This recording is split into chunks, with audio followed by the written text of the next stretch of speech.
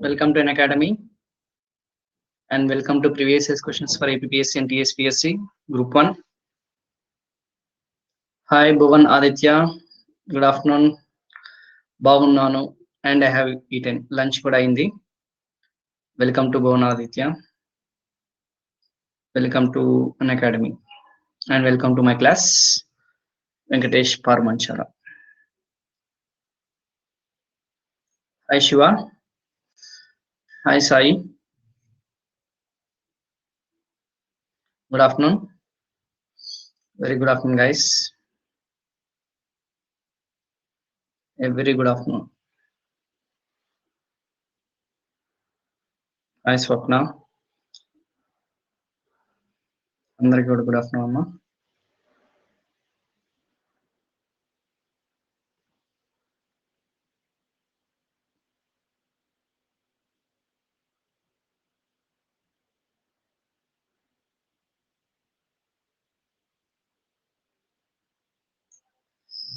ఏమైనా అప్డేట్స్ ఉన్నాయా?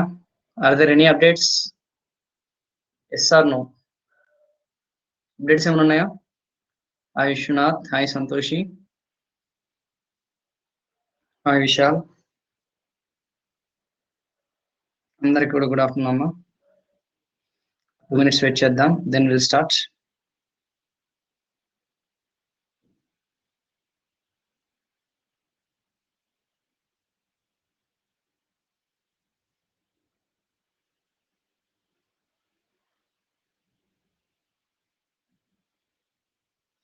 Very good afternoon to you, everyone.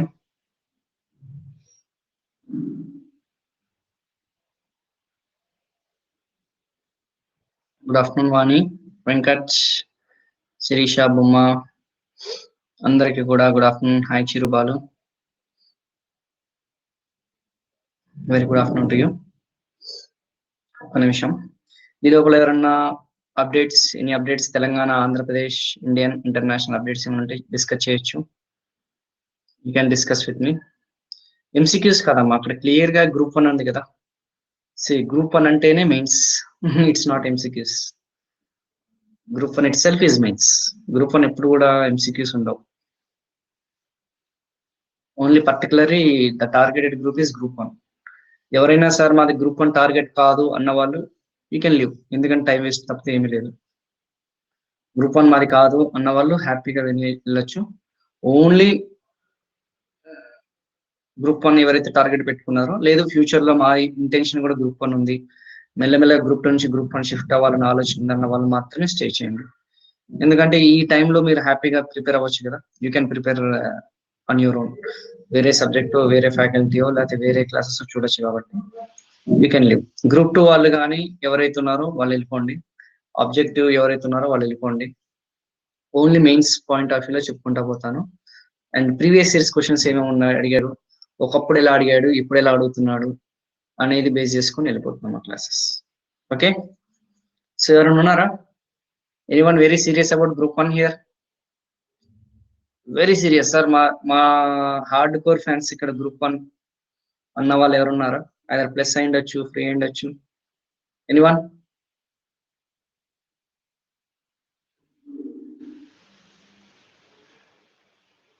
Okay Swapna, your hard core fan of group 1, very good. Next, ఇంకా apart from Swapna గారు కాకుండా ఇంకెవరైనా ఉన్నారమ్మా?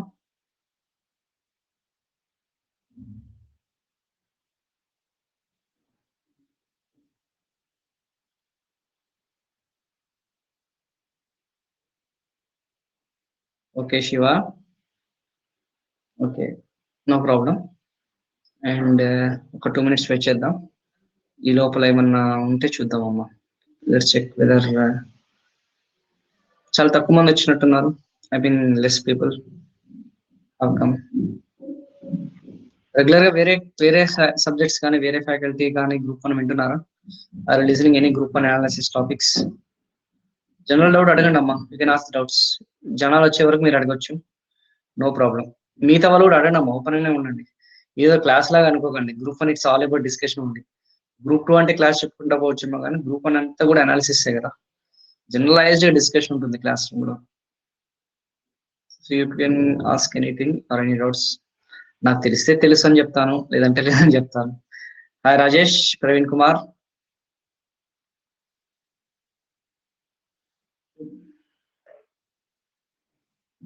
హాయ్ బాలవర్ధన్. అలా ఏం లేదమ్మా. సుప్రీంకోర్టు రిపోర్ట్ అనే ఇచ్చేదాన్ని బట్టి యూపీఎస్సీ చైర్మన్ రిమూవ్ చేయాలన్న రూల్ ఏమీ లేదు. I think there is no provision like that. అలా ఏం లేదు. నాకు తెలిసినంత వరకు UPSC chairman can be removed on the grounds of 2. ఒకటి వచ్చేసి ఇన్కెపాసిటీ, అసమర్థత, అండ్ దుష్ప్రవర్తన, ఇంపోటెన్సీ. ఈ 2 కారణాలే చేసుకుంటారు. So based on those 2 reasons only they will be remain. Supreme court అనేది ఏమీ లేదు. ఇంకా అన్నిటికీ కూడా సుప్రీంకోర్టు ఇన్వాల్వ్ అయితే ఇంకా లెజిస్లేచర్ ఎందుకు, ఎగ్జిక్యూటివ్ ఎందుకు? అన్యాయంగా అక్రమంగా నన్ను తొలగించారు అంటేనే సుప్రీంకోర్టు వరకు వెళ్తుందేమో కానీ, so only on 2 grounds he will be removed if I'm not wrong. One is incapacity, అసమర్థత. ఇన్కెపాసిటీ అంటే అసమర్థత, if is not discharging his duties accordingly in time. తన యొక్క విధులు కానీ, తన యొక్క కర్తవ్యాలు కానీ, కార్యనిర్వాహక విధులు కానీ సో సరిగ్గా నిర్వహించకపోతే తీసేస్తారు. లేదంటే డ్యూ టు మిస్బిహేవియర్ అంటాం. మిస్బిహేవియర్ అంటే ఏంది? దుష్ప్రవర్తన అని చెప్పేసి ఉంటాం. మిస్బిహేవియర్ అంటే అమ్మాయిలతో అబ్బాయిలతో మిస్బిహేవియర్ కాదమ్మా. Misbehaviour is nothing but due to ill practices or corruption practices. ఓకేనమ్మా? డ్రైవ్ తీసుకున్నా కానీ, లంచాలు తీసుకున్నా కానీ, లేదంటే ఒకరికి ఫేవర్ చేసినప్పుడు కానీ, దీన్నే మనం ఏమంటామంటే మిస్బిహేవియర్ అని చెప్పేసి అంటాం. Technical term is total different. అంటే ఎగ్జాక్ట్ కాన్స్టిట్యూషనల్ వర్డ్సే చెప్తున్నాం, misbehaviour and incapacity. Okay, clear సవట్నా? Hope your doubt is clear.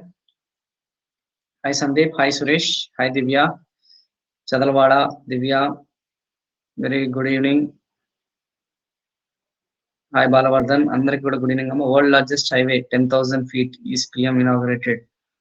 Okay, Manali to Lahaul Spiti. Already దీని గురించి హాఫ్ అన్ అవర్ డిస్కషన్ నా ప్రీవియస్ స్పెషల్ క్లాసెస్ ఉందమ్మా. అటల్ టనల్ ఉంది కదమ్మా, అంతకుముందు నేను జాగ్రఫీ కరెంట్ అఫైర్స్ చెప్పేటప్పుడు వినండి. I think 6 months back, 5 months back దీని గురించి హాఫ్ అన్ అవర్ తీసుకున్నాను. I took half an hour class on this thing. Detailed గా అనాలిసిస్ అనేది చేశాను. బట్ స్టిల్ ఇఫ్ మళ్ళీ రేపు ఎల్లుండి ఒకవేళ తీసుకోవాలనుకుంటే not a problem. I have already taken that. Atal tunnel గురించి తీసుకున్నానమ్మా నేను. కొత్తగా ఏం లేదు, ఆల్రెడీ అప్పట్లో కరెంట్ అఫైర్స్ చాలా బాగా ఊపాను. Once again my current affairs are going to start from this October. Monday నుంచి full fledged current affairs.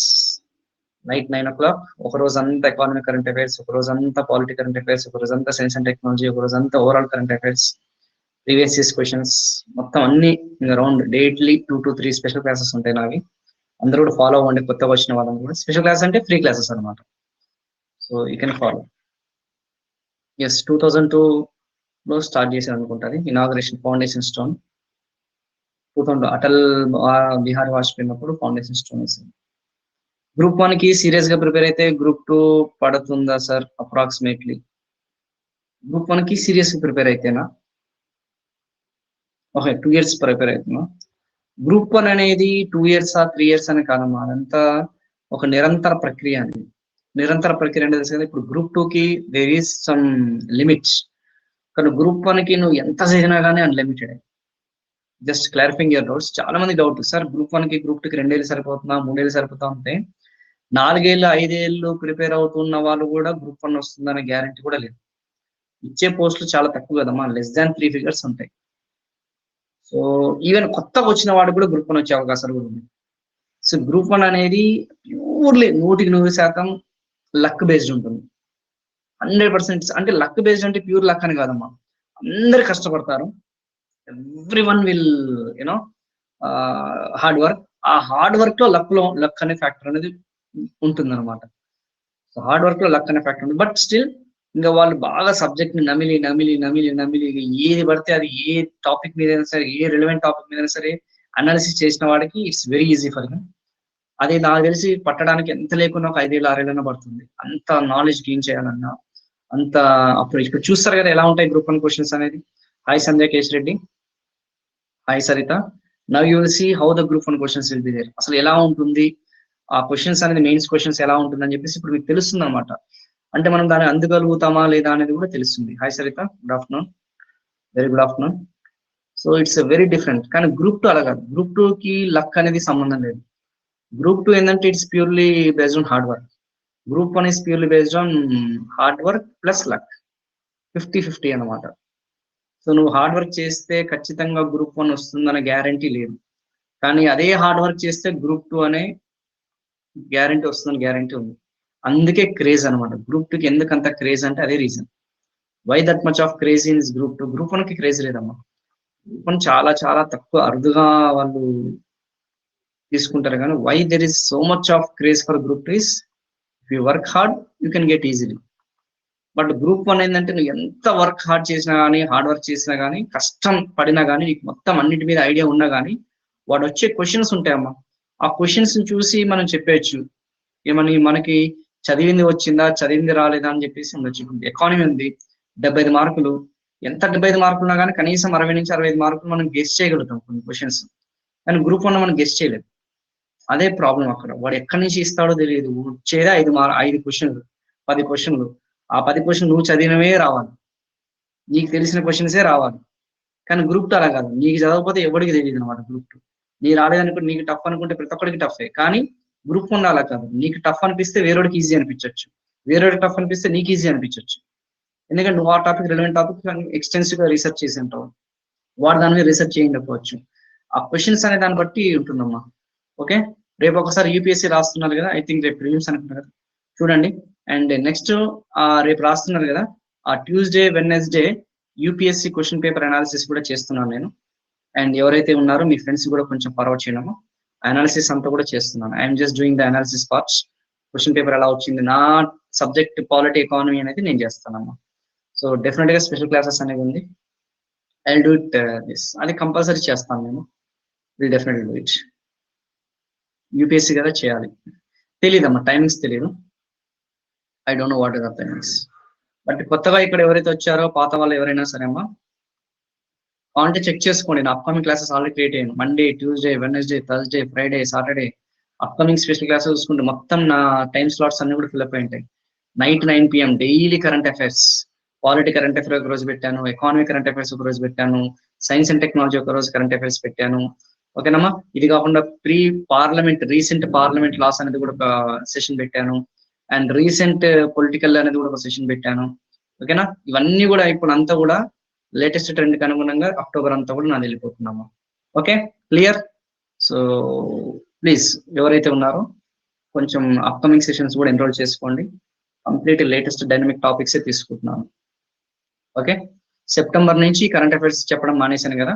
So I go with September current affairs. September లో జరిగిన ఎకానమీ కరెంట్ అఫైర్స్ ఏంటి, September లో జరిగిన polity current affairs ఏంటి, September లో జరిగిన geography current affairs, September లో జరిగిన science and technology current affairs అన్ని సెషన్స్ తీసుకుంటాను. ఆ సెప్టెంబర్ లో ఉన్న లాస్ ఏమన్నా పాస్ చేశారా, రీసెంట్ పొలిటికల్ గా ఏమన్నా ఉన్నాయా, అవన్నీ కూడా చేస్తాను. మండే రోజు కుదరదు శంకర్, చెప్పాను కదా. నాకే 1 day టైం పడుతుంది రీసెర్చ్ అనాలిసిస్ చేయాలంటే. నాకే 1-2 days పడుతుంది. అది నేను వెడ్నెస్డే ఆర్ థర్స్డే పెట్టుకుంటాను. ఎందుకంటే క్వశ్చన్ పేపర్ బయటికి వచ్చి నేను కూడా చెక్ చేయాలి కదా, ఆప్షన్స్ చూడాలి. వాడు ఎక్కడి నుంచి ఇస్తాడో తెలియదు. So that's the reason I take 2 days. నాకు అనాలిసిస్ చేయడానికి 2 days పడుతుంది. మీకు చెప్పాలంటే ఇంకొంచెం, చెప్పాను కదా, 1 or 2 days డెఫినెట్లీ ఆ సెషన్ అయితే ఉంది. కానీ ఇప్పుడే పెట్టచ్చు సెషన్ అనేది. కాకపోతే ఎగ్జామ్ లాస్ట్ మినిట్ వరకు క్యాన్సిల్ అవ్వచ్చు కదా, చెప్పలేదు. సో ఒక్కసారి ఎగ్జామ్ రిలీజ్ అయిన తర్వాత ఇమ్మీడియట్ గా ఓకే 3 గంటలు అందరూ కూడా రాశారు, ఎగ్జామ్ బాగా రాశారు, బయటకు వచ్చారు అన్నప్పుడు నెక్స్ట్ హవరే ఆ స్పెషల్ సెషన్ అనేది క్రియేట్ చేస్తాం. It's free of cost for everyone. Hi Subhash, hi Archana, hi Sumathi, అందరికి కూడా, కన్నారావు, శంకర్. ఇంకేమైనా డౌట్స్ ఉన్నాయమ్మా? సంధ్య, సరిత, చెప్తాం, డిస్కస్ చేద్దామా క్వశ్చన్ పేపర్స్ అన్ని కూడా. ఈ రోజు మనం డిస్కస్ చేసుకునే క్వశ్చన్ పేపర్ ఏంటంటే 2008 నుంచి అమ్మా, తెలుగు మీడియం వాళ్ళకైనా సరే, ఇంగ్లీష్ మీడియం వాళ్ళకైనా సరే, 2008 నుంచి ఏదైతున్నాయో ప్రీవియస్ ఇయర్స్ క్వశ్చన్స్ గ్రూప్ 1 అనేది మనం డీటెయిల్ గా డిస్కస్ చేస్తున్నాం. ఎస్, సో అసలు ట్రెండ్ పేపర్ 1 కి సంబంధించింది, కానీ అసలు ఇన్స్ట్రక్షన్స్ ఏమున్నాయి, గ్రూప్ 1 పేపర్ కి సంబంధించిన మెయిన్ సంబంధించిన ఇన్స్ట్రక్షన్స్ ఏమున్నాయి, తెలుగులో ఏమున్నాయి, ఇంగ్లీష్లో ఏమున్నాయి అనేది మనం డిస్కస్ చేద్దాం. తర్వాత వచ్చేసి 2008 క్వశ్చన్స్ ఎలా వచ్చాయి, ఇండియన్ ఎకానమీలో ఎలా వచ్చాయి అని చెప్పేసి అది మనం డీటెయిల్ గా డిస్కస్ చేద్దాం. ఇంగ్లీష్ మీడియం వాళ్ళకి డిస్కస్ చేద్దాం. 2011 గ్రూప్ 1 మెయిన్స్ క్వశ్చన్స్ ఎలా ఉన్నాయి అనేది కూడా డిస్కస్ చేద్దాం. తర్వాత 2012 group 1 mains economy point of వ్యూలో ఆ క్వశ్చన్స్ ఎలా అడిగాడు అనేది కూడా డీటెయిల్ గా డిస్కస్ చేద్దాం. తర్వాత వచ్చేసి 2016 కి సంబంధించిన group 1 previous mains question papers అనేది కూడా డిస్కస్ చేద్దాం. Last but not the least 2017 కూడా డిస్కస్ చేద్దాం. Mains question point of view discussion in the sense ఇవన్నీ డిస్కస్ చేయాలంటే దగ్గర 10 నుంచి 12 గంటలు పడుతుందమ్మా. Each easily takes around 10 to 12 hours. So ఒక్కొక్క రోజు ఐ మీన్ నేనేమనుకుంటున్నానంటే లైక్ 2 questions ఒక రోజు తీసుకొని డిస్కస్ చేస్తే బెటర్ ఉంటుంది. బట్ అసలు క్వశ్చన్ పేపర్ ట్రెండ్స్ ఎలా ఉన్నాయి అనే దానికోసమే ఈ రోజు అంతా కూడా అన్ని క్వశ్చన్ పేపర్స్ అన్ని ప్రీవియస్ క్వశ్చన్ పేపర్స్ అన్ని తీసుకొని ఒకే దగ్గర కోడిఫై చేయడం జరిగింది. నాకు తెలిసి మీకైనా సరే ఇవన్నీ కూడా ఒకే దగ్గర కోడిఫై చేయాలంటే మీకైనా రిస్క్ కొంచెం కష్టం అనమాట. అందుకే ఇది డౌన్లోడ్ చేసుకుంటే ఇంకా ఎకానమీకి సంబంధించిన ప్రీవియస్ మెయిన్స్ క్వశ్చన్స్ అన్ని కూడా మీకు ఒకే దగ్గర ఉండిపోతాయి. Clear everyone? Understood? I think I made easy for you. Okay, చాలా ఈజీగా మీకు చేశాను వర్క్ అంతా కూడా. I done very easy for you. అంటే క్వశ్చన్ పేపర్ డిస్కషన్ కాదమ్మా, ట్రెండ్స్ అనేది ఎలా ఉన్నాయని మాత్రం ఈరోజు డిస్కస్ చేస్తున్నాను. అండ్ తర్వాత వచ్చేసి ఎవ్రీ వీక్ ఒక్కొక్క రోజు మనం ఏం చేద్దామంటే 2 క్వశ్చన్లు తీసుకుందాం. అసలు ఏంటి దానికి ఆన్సర్ ఎలా ఉంటుంది, ఎలా దాన్ని మనం అనాలిసిస్ చేయాలి, ఆ టైంలో వాడు ఎలా తీసుకున్నాడు క్వశ్చన్ అనేది, ఇప్పుడున్న లేటెస్ట్ కంటెంపరీ ఇష్యూస్ లో మనం ఎలా దాన్ని రాయాలి అనేది నేను డీటెయిల్ గా డిస్కస్ చేస్తాను. ఈ రోజు మాత్రం కొంచెం క్వశ్చన్ పేపర్ ట్రెండ్స్ అనేది డిస్కస్ చేద్దాం. ఓకే, లాస్ట్ నుంచి వద్దామా ఫస్ట్ నుంచి వద్దామా? Shall we go from last to or first to last? I think it is better to go for last to first or first, anything is fine. But ఏదైనా సరే మనకైతే కొంచెం ఇప్పుడు లేటెస్ట్ అయితే మాత్రం మొత్తం యూపీఎస్సీ ట్రెండ్స్ ఫాలో అవుతున్నాడు. Latest పరంగా చూసుకుంటే is completely following UPSC patterns. కానీ మిమ్మల్ని భయపెట్టాలని కాదు, but make sure that okay will go with 2011 వెళ్దామమ్మా. 2008 తెలుగు మీడియం వాళ్ళకి లేదు కాబట్టి 2011 క్వశ్చన్ పేపర్కి వెళ్దాం. Shall we start? Hi Chandu, hi Subhash Reddy, hi Ramesh. Shall we start with the questions? అయితే బిఫోర్ గోయింగ్ టు దట్ మనం కొంచెం ఇన్స్ట్రక్షన్స్కి వెళ్దామమ్మా. లేటెస్ట్ ఇన్స్ట్రక్షన్స్కి వెళ్దామా? ఎందుకంటే ఇన్స్ట్రక్షన్స్ లేని మనము కష్టం అమ్మా. చాలా మందికి ఇన్స్ట్రక్షన్స్ లేకుండా సిస్టమేటిక్ గా క్వశ్చన్ పేపర్ అనేది మెయింటైన్ చేస్తున్నారు కాబట్టి I just go with instructions. Okay, so చూడండి, ద క్వశ్చన్ పేపర్ కంటైన్స్ అని చెప్పేసి క్లియర్ గా ఉంది. Around what how many marks question paper is containing? 15 questions. Of course part A, part B, part C వచ్చేసి. But నేను వచ్చేసి discuss చేసుకునేది only part A గురించి డిస్కస్ చేస్తాను. 5 questions డిస్కస్ చేస్తాను. అది 5 questions compulsory from each section. Each question carries 10 marks. So enough space is available in answer sheet. First answer రాసేటప్పుడు మనకి ఏంటంటే ఎక్స్ట్రా అడిషనల్స్ ఇవ్వను అని చెప్పేసి డైరెక్ట్ ఇక్కడ చెప్పేస్తున్నాడు. Enough space is available in answer sheet for writing all the answers. There is no provision for additional answer sheet. చెప్పారా? అదనంగా మనకి అడిషనల్ షీట్ అనేది ఇస్తా అంటున్నాడా ఇవ్వని అంటున్నాడా? What is trying to say he won't give any additional seats. ఉన్న దాంట్లోనే మీరు మేనేజ్ చేసుకోండి అని చెప్పేసి క్లియర్. ఉన్న దాంట్లోనే మీరు మేనేజ్ చేసుకోండి అని చెప్పేసి క్లియర్ గా అతను స్టేట్ చేయడం జరుగుతుంది. The candidate has to right his answers in the medium chosen by him only. Suppose మీరు ఒకవేళ తెలుగు మీడియం వాళ్ళైతే తెలుగు మీడియంలోనే రాయండి, మీరు చూస్ చేసుకున్న దానిలోనే రాయండి. అంతేగాని ముందు తెలుగు మీడియం పెట్టి తర్వాత ఇంగ్లీష్ మీడియంలో రాయడము, లేదా ముందు ఇంగ్లీష్ మీడియం ఆప్షన్ లో పెట్టి తర్వాత తెలుగు మీడియంలో రాయడం అనేది ప్రొహిబిటెడ్. ఇంకొకటి రెండోది ఏంటంటే మీరు రాస్తే ప్యూర్ తెలుగులో అన్నా రాయండి క్వశ్చన్స్ అన్ని కూడా, ఆన్సర్స్ అన్ని కూడా. అంటే రాస్తే అన్ని ఇంగ్లీష్ మీడియం, ఒక క్వశ్చన్ తెలుగు, ఒక క్వశ్చన్ ఇంగ్లీషు, ఒక క్వశ్చన్ ఇంగ్లీషు, ఒక క్వశ్చన్ తెలుగు. లేదంటే పారాగ్రాఫ్ తెలుగు, ఒక పారాగ్రాఫ్ తెలుగులో రాసి ఇంకో పారాగ్రాఫ్ ఇంగ్లీష్ లో రాయడము, ఇంకో పారాగ్రాఫ్ తెలుగులో రాసి ఇంకో పారాగ్రాఫ్ ఇంగ్లీష్ లో రాయడం, ఇవన్నీ కూడా కుదరవు. ట్రూగా మీరు తెలుగు మీడియం అయితే ప్యూర్ తెలుగు మీడియంలో రాయండి. ఆఖరికి హెచ్డిఐ అన్నాము అంటే మానవాభివృద్ధి నివేదిక అని మాత్రమే రాయాలి, కానీ ఇంగ్లీష్ టర్మ్స్ అనేది ప్యూర్లీ ప్రొహిబిటెడ్. అందరికి అర్థమైందా? Everybody understood?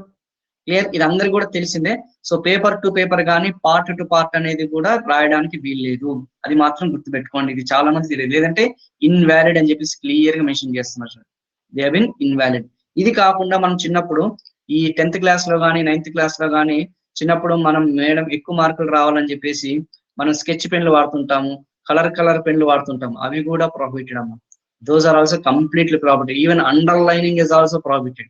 ఇంపార్టెంట్ టాపిక్ ని వాళ్ళు అండర్లైన్ చేయడం అనేది కూడా తప్పే ఇక్కడ. ఎందుకంటే ప్రతిది కూడా ఇంపార్టెంట్. నువ్వు రాసే ప్రతి వర్డ్ కానీ, నువ్వు రాసే ప్రతి స్టేట్మెంట్ కానీ, ప్రతి ఆల్ఫాబెట్ అనేది ఇక్కడ ఇంపార్టెంట్. సో వాళ్ళు కులంకుశంగా మొత్తం డీటెయిల్ అనాలిసిస్ చేస్తారు కాబట్టి మీరు అండర్లైన్ స్పెషల్ గా చేయాల్సిన అవసరం అనేది ఏమీ లేదమ్మా. Clear everyone? అండర్స్టూడ్? అర్థమవుతున్న హైలైట్స్ అన్ని కూడా ఇవన్నీ కూడా తెలుసుకోవాలమ్మా. So writing in different things also prohibited. అర్థమైందమ్మా? So either you have to use blue pen or black pen, ఇది అందరూ మీకు తెలిసింది కదా. లేదంటే అది ఇన్వాలిడ్ అయిపోతుంది. So though the paper is in English. మీకున్న అదృష్టం ఏంటంటే ఇంగ్లీష్ మీడియం వాళ్ళకి, తెలుగు మీడియం వాళ్ళకి, ఇంగ్లీష్ మీడియంలో ఉన్నా కానీ మాక్సిమం వాళ్ళు ఏం చేస్తున్నారంటే స్టాండ్ ఆఫ్ అవల్యూషన్ కి తెలుగు అనువాదం కూడా వాళ్ళు కన్సిడర్ చేస్తాము అని అంటున్నారు. కానీ మీరు అబ్జర్వ్ చేశారా, గ్రూప్ 2 లో కానీ, గ్రూప్ 3 లో కానీ, గ్రూప్ 1 లో కానీ ఇలాంటి స్టేట్మెంట్ అనేది ఇవ్వడు తెలుసా? ఎందుకు తెలుసా? సో ట్రూ ట్రాన్స్లేషన్, ఒకవేళ ఏదైతే మనం ఆ యొక్క ఇంగ్లీష్ మీడియం నుంచి తెలుగు మీడియంలోకి ట్రాన్స్లేట్ చేసేటప్పుడు అనువాద తప్పులు ఏదన్నా ఉంటే ఇంగ్లీష్ మీడియమే ప్రామాణికం అన్నాడు వాడు అక్కడ. కానీ ఇక్కడ అట్లా లేదు.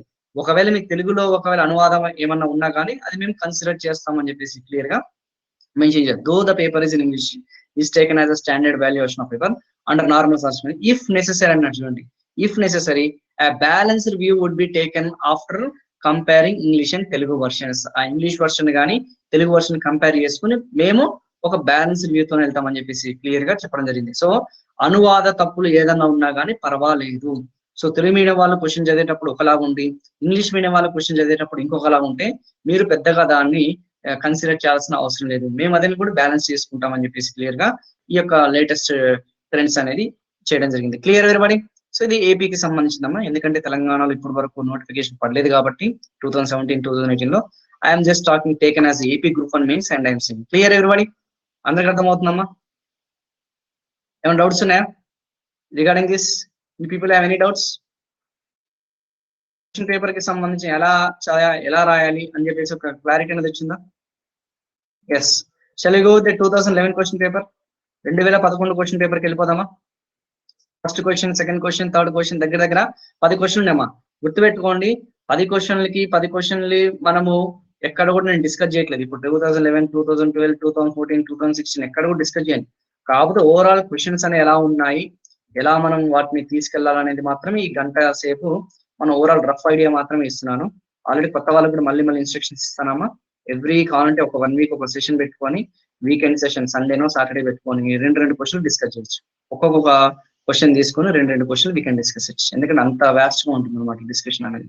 So do you consider, first question అమ్మా, do you consider human development index is an alternate to national income? Justify your answer అని చెప్పేసి అన్నారు.